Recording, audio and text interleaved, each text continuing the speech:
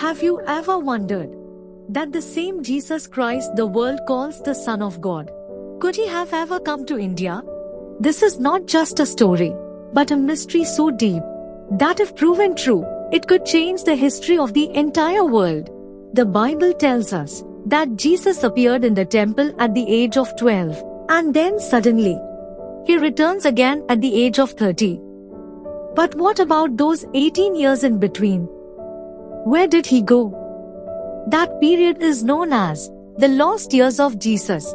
And this is where the greatest mystery begins. Some people claim that during these years, Jesus came to India.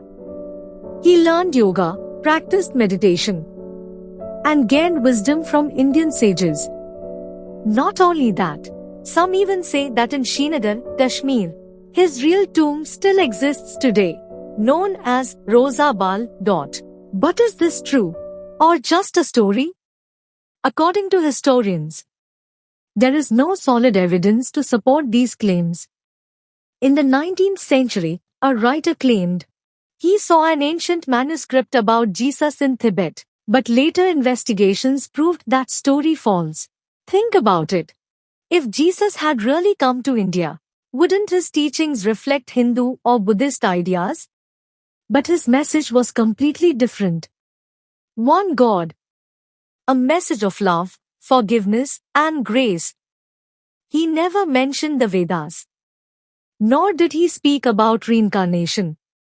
His teachings were truly unique. So is this all just a myth? Or is it a hidden part of history, still waiting to be discovered? The truth is for you to decide. But one question still remains just as powerful today.